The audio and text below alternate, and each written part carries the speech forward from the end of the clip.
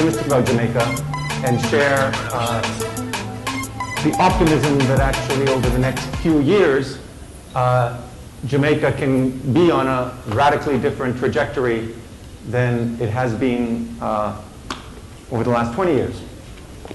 I guess while I'm still waiting for some other people to come in, I wanted to tell you one more thing about the last talk we just heard and the question about philosophy. It turns out that thinking back on the different university courses I personally had the good fortune of learning from, it turns out that a course in political philosophy was probably the course that I enjoyed the most. And again, highlighting what we just heard before, that it's not about sort of learning facts. In fact, we studied a very old text. We studied Thucydides, who wrote about the Peloponnesian War. He wrote about the war between Athens and Sparta and the underlying principles of these two cities fighting each other. But in fact, what we were encouraged to do was to apply that to the current tensions that have been ongoing for many years between the Palestinians and the Israelis. So, you know, it's this idea of being quite creative, applying ideas you get to different contexts that I found very stimulating about my philosophy course. But let me now switch and tell you that I'm actually trained as an economist. And so what I'd like to talk about with you today is something that I've been gradually coming to realize is really a passion for me, and I hope to share that passion with all of you. And that is, I assumed maybe 3 years ago at the World Bank, I just assumed the responsibility. I told myself that if I had to choose what is the most important thing that I could do, given my experiences and capabilities and training, to help the innovation agenda, what would that be? And I thought, you know, innovation to most people is quite a fuzzy concept.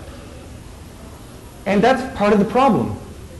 So I thought if we could actually measure innovation better, you know, there's a good saying, what's measured gets done.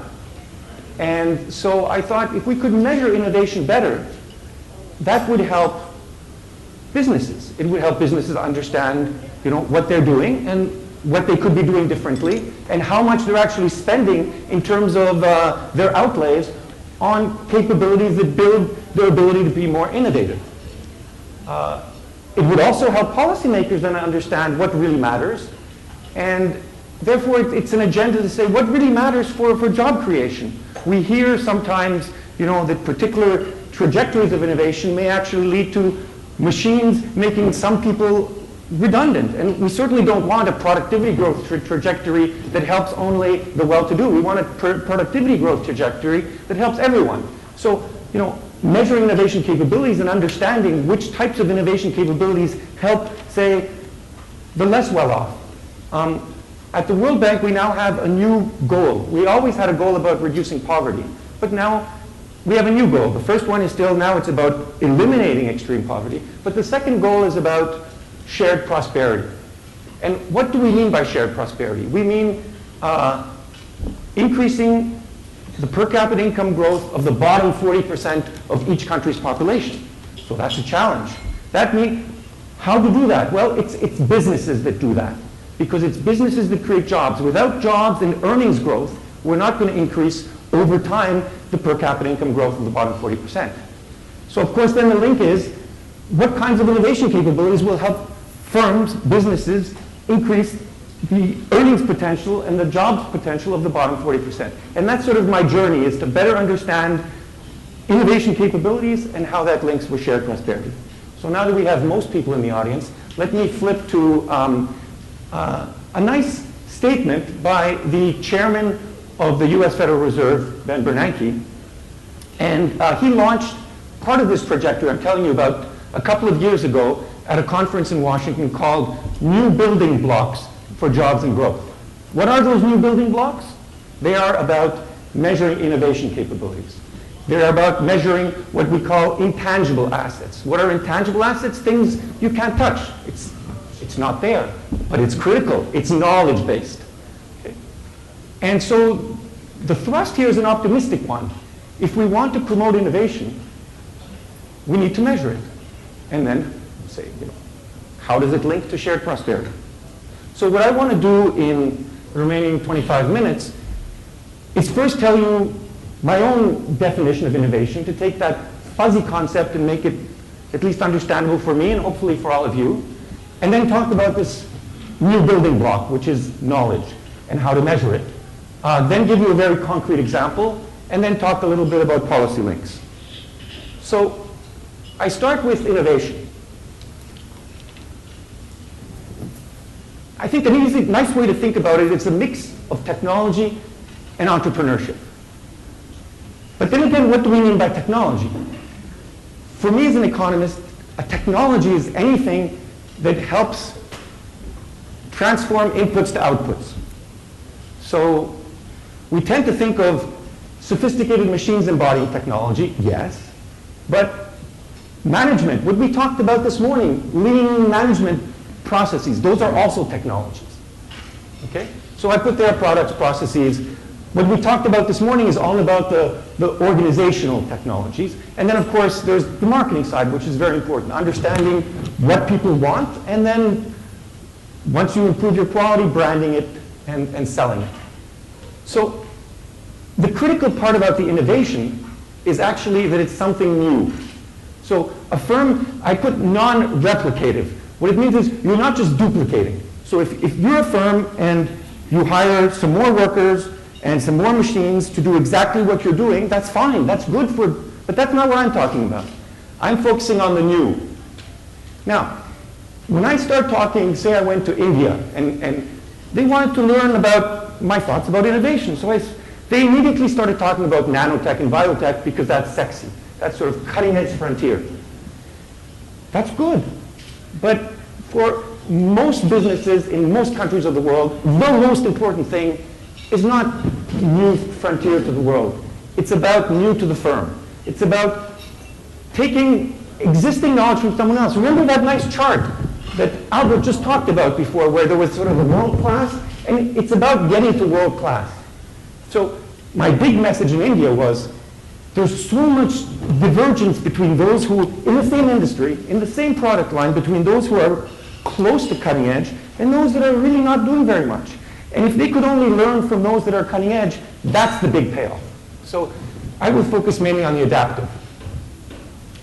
And then the other thing to mention is that, given that innovation is about both technologies and entrepreneurship, governments tend to be really infatuated with technology, but the entrepreneurship facilitation is critical, and that's about the rules of the game that governments set to allow people to channel their talents to productive entrepreneurship. And I'll talk more about that towards the end. So let me talk, sorry that this is a little bit technical, but it turns out that this is quite recent. In 2005, some work was done in the US. And it was driven by Alan Greenspan at the time, who was chairman of the Fed, the central bank in the US. He's a data guy. He loves data. He pores over data. He likes to look at every single number. And he asked himself, even in the US where they have very good data, how come he didn't see in the numbers the drivers of the recent growth in the US? He said, please write me, do a study. So these were 3 economists. They got together. And they said, what we're doing? A lot of expenditures that firms make, especially on this knowledge-based, intangible assets, both at the firm level in an accounting sense and at the aggregate level at the national sense, we just think of them as current expenditures. So, but if, as an economist, we realize that those expenditures that firms make that actually create value not just for the current year, but for future years, those should actually be capitalized and thought of as investments. Okay? And once we do that, there's a lot of dynamic momentum in the economy that we can capture and we can monitor and we can track. So what did the US do? They picked these first top ones, not the bottom collaboration stuff. So they realized, US firms, businesses are spending a lot on software and databases, so let's measure that better.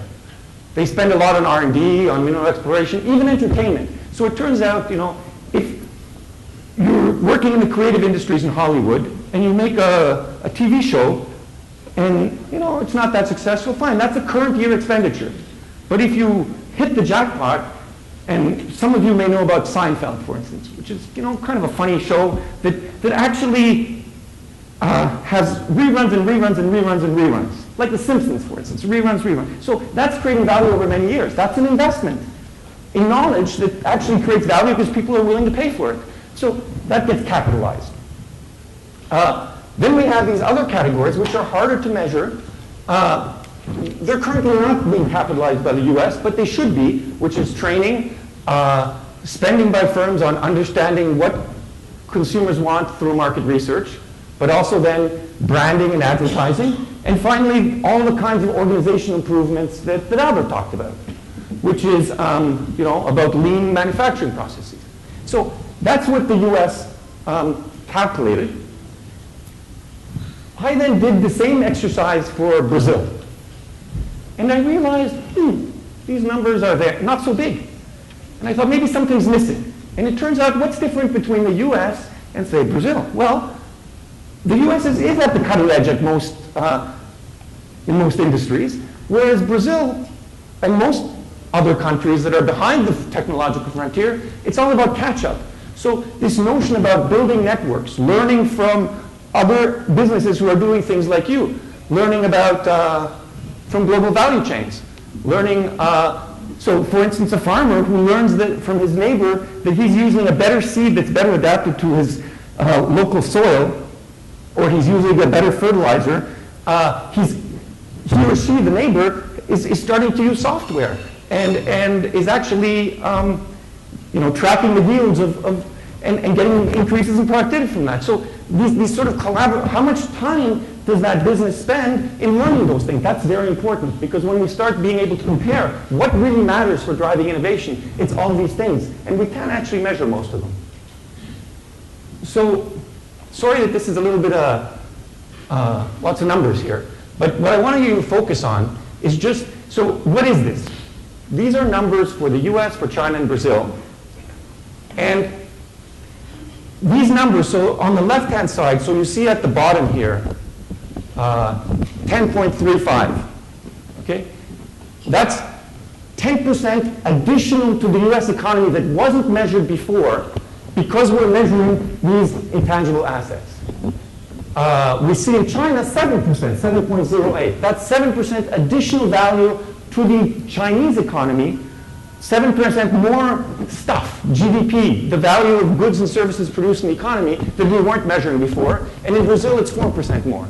You notice that we're not measuring the last category because it's just an idea that I'm putting forward and hasn't really been mainstreamed yet. But what I want you, and then of course what the next column, like the 100%, just tells you, how important is each of those items for that country. So if you look at the red, R&D, you see, well, R&D is 16% of the total for the US, R&D is 14% of the total for China, and 13% of the total for Brazil. So we tend to get fixated on innovation means R&D and patents. Why do we do that? Well, we do that because we measure that.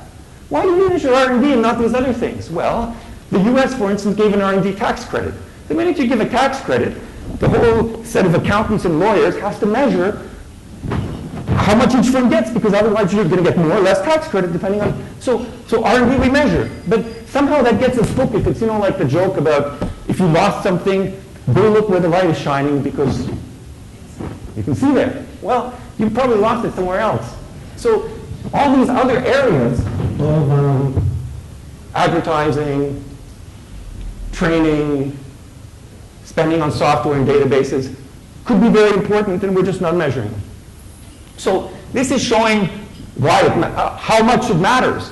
The dark blue line, so you see on the horizontal is time from 1972 through 2011.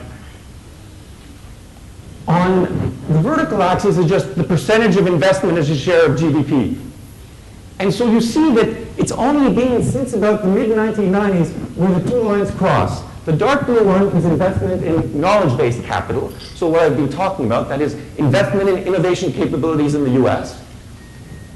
The light blue line is almost flat, if you look across, and it's investment in the traditional physical capital, tangible stuff like machinery and equipment. And so the big story about growth in the US has been this huge increase in investment in things like artistic designs, in, of course R&D is important, but also in training, the lean management technology, revolution, that's in there. Okay? So it turns out that once the US did this study in 2005, all OECD countries wanted to do the same because they wanted to learn. And so across all OECD countries, it turns out that the knowledge-based capital is larger than the spending on physical capital in 3 countries so far, in the US, in the UK, and Sweden. So this is a big deal. Here's an example of a particular type of knowledge-based capital, which is management. Now, this is a different measure. So this is a study that someone did where 2 people went and measured, they got a team of researchers, and they asked thousands of firms in all of these countries, do you do the following things, yes or no? 0, 1. So do you collect and process your production information? Do you set targets for operations? Do you set targets for inventory control? Do you set targets for quality control? Do you have incentives where, do you just pay those who are older in your company more, or do you pay those who are the most productive more? So that's the merit-based pay incentives. Do you actually, if someone isn't doing much and is actually maybe not happy in your company and probably would be more productive somewhere else, are you able to fire them? Do you do that? Do you hire people from, not just because they're your relative, but because they're the best person for that job? So they scored countries, and it turns out that the developing countries aren't doing well on those indicators. Now, this is linked, but not exactly, because knowledge-based capital is about measuring how much the firms actually spend on these different things. This is just sort of do you do it or not. But it's very linked. Turns out there's a very interesting study a couple of years ago in India, where someone went to large textile firms close to Bombay, and said to half the firms, I will give you some consulting assistance. So Accenture, a big consulting company, spent weeks improving the productivity in those companies, and the others didn't get it, and made a huge difference in productivity. So, improving management matters. The question is, why did the others not do it? Why did no one do it? Well, they were comfortable. There was not enough competitive pressure. Competition wasn't there. But this matters. Now, let me switch quickly to an example. So I was scratching my head and asking, in Latin America, where can I find a success story, huge increases in exports over time, and I can ask firms how much they spent on these intangible assets. So I picked the wine industry in Chile. And so there are 236 firms producing wine in Chile, and I talked to 24 of them. And this just tells you, I talked to 9 smaller firms by hectare size. I talked to the 4 largest ones because I wanted to cover the 4 largest ones. Turns out, by the way, I was really surprised. Concha y Toro is the 2nd or 3rd most valuable wine brand in the world from Chile over the last 5 years because they've spent a lot on these things. So here I asked, do you spend anything on training? Do you spend anything on software? Do you spend anything on branding? Do you spend anything on R&D? Do you spend anything on design? Do you spend anything on business process improvements? And do you spend anything learning from global collaboration? And these are the percentage of firms that say we spend on these things. So it turns out, of course, in the wine industry, that branding is really important. That 100% of the big firms and almost all you need to spend on branding if you want to be in wine. But interestingly, most of these firms spend on training. Most of them spend on software. And they don't claim to spend a lot on R&D. Now, it turns out there was also government support programs for R&D with matching grants. So the government gives some money, the firms give some money. And there was lots of spending there. Now, maybe we did this last year. So it may be that last year they didn't spend a lot, or it may be that they think that this is sort of commercially sensitive and didn't want to share it with us. But for me, it's striking how many firms spend on these intangible assets. Here's a question we asked the firms the reported life of the assets. So we said, how long, if you spend on a particular asset, if you spend something on branding, how long is that valuable to you? And they said that's valuable actually for 10 years. So clearly this is more than within the current year, and it makes sense to capitalize these assets. So, so all these assets for the firms are worth more than 1 year. So it's not just current expenditures, it's spending on building capital. Let's see, where was the flick? There you go. This is just the last picture, which shows of this case study. So this is export growth in Chile. They had a lot of growth in wines. And then we asked, this is the duplication. These are wineries. So they about doubled the number of wineries. And they duplicated also the land mass. But the really thing that was driving it is the knowledge-based capital. So these are the expenditures on the different kinds of knowledge-based capital. And a real kicker at the end is this green line, which shows the collaboration, the spending that firms do on learning. So they had specific programs sending wine producers in Chile to Bordeaux and the Rioja so that they could see for themselves. They had other programs where the top enologists in winemaking, the top viticulturalists came to Chile and taught them. This is actually what the technical assistance program of the Marshall Plan did in the late 40s, early 50s. But it's very successful in driving learning and productivity. So let me say a few final words. I have about 5 minutes left on policies. Okay? The first area is data. I think data matters. What you measure gets done. And so why not have your National Productivity Center, the Jamaican Productivity Center, why not have it take a lead on helping firms measure these types of assets? That way you can benchmark yourself against other firms. You say, hey, how come the other firm in my business is spending twice as much on training, or twice as much on branding, or twice as much as on using software? At least then you as a business person can compare, dollars and dollars and say, look, they're getting more output. So, and you can do it at the national level. Then, of course, which types of these investments matter most for productivity and jobs and for shared prosperity? It may be that skills is the most important thing. Skills of the bottom 40% of those who are less well off could be the most important spending, or it may be something else. And then, of course, when you have any policies to support this, you should do monitoring, evaluation, and measurement of the policies themselves. Let me say a couple of words on the business environment, or the environment for entrepreneurship. Turns out one of the most famous economists who's thought about innovation is called Schumpeter. And he thought a lot about innovation and entrepreneurship. But when you read his books, you don't know where are the entrepreneurs. They just, poof, they're there all of a sudden. So an economist afterwards in the 1990s came up with this very nice insight. His name is Bill Baumol. He said, most countries have entrepreneurs. Probably, it's genetically determined. Some people are better at it than others. Some people are better at not being entrepreneurs. And so the big question is not the number. Everyone probably has about the same percentage of entrepreneurs. It's what those entrepreneurs decide to do with their talent. We economists like to call this the allocation problem. Are they going to allocate their talent to destructive activities? They'll become a crime lord. If they're in Afghanistan, those are very entrepreneurial activities. If they're in Afghanistan, maybe they're a warlord. In the former Soviet Union, there were apparatchiks. They were heading the bureaucracy. So those were the entrepreneurial activities. That was the rules of the game there. They're not very productive. Some of those activities are actually destructive.